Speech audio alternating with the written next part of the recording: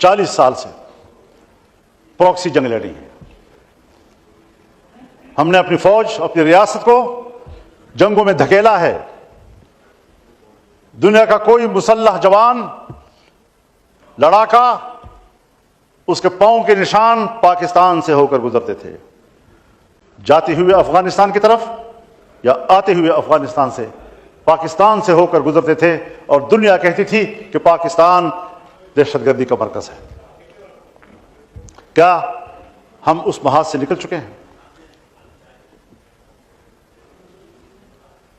لڑائی میں کوئی افغانی مر جاتا ہے، ہم سارا غصہ افغانستان کے اوپر تو نکال لیتے ہیں، لیکن اپنی کمزور پالیسیوں کی طرف نہیں جاتے. لوگوں کو آنکھیں دوسری طرف پھیرنے کی کوشش کرتے ہیں تاکہ قوم ہماری غلطیوں پر بات نہ کر سکے اور کسی پڑوسی کو ہی مجرم سمجھتا رہے.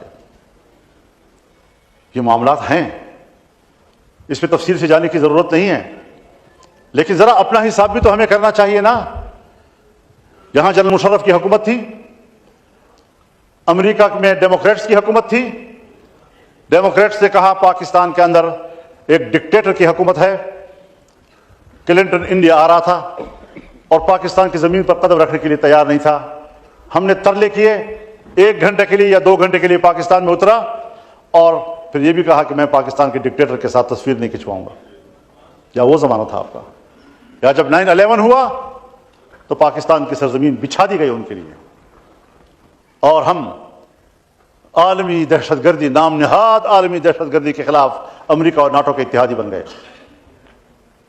اور ان کے اتحادی بن کر ہم نے ہوائی اڈے دیے ان کو، ہم نے فضائیں دی ان کو، ہمارے اڈوں سے ہوائی جہاز اڑتے اور افغانستان میں بمباری کرتے. پھر ظاہر جنگ شروع ہوئی. کیا کبھی افغانستان میں طالبان نے آپ سے کہا ہے کہ آپ کے جہاز کیوں اڑ رہے ہیں؟ امریکہ کے جہاز آپ کے ایئرپورٹ سے کیوں اڑ رہے ہیں؟ آپ کی فضاؤں کو عبور کر کے ہم پہ بمباری کیوں کر رہے ہیں؟ کیا کچھ مظالم نہیں دیکھے انہوں نے؟ ہم نے انہی کو پاکستان پرو سمجھا. اب افغانستان میں ان پرو پاکستانیز کو ہم نے چلانا تھا. ہمارے پاس تجربہ تھا، ہمارے پاس ایک ذمہ دارانہ ریاست موجود تھی. ہم نے ہر قدم ذمہ داری سے اٹھانا تھا. میں الیکشن سے پہلے کیا، اپنے ملک کو، اپنے ریاست کو اعتماد میں لے کر گیا ہوں. میں اپنا ایجنڈا لے کر گیا، اس ایجنڈے سے ان کو آگاہ کیا کہ یہ میرے ملک کی ریاست کی ضرورتیں ہیں، ان موضوعات پہ میں نے ان سے بات کرنی ہے. فارن منسٹری میں ہمیں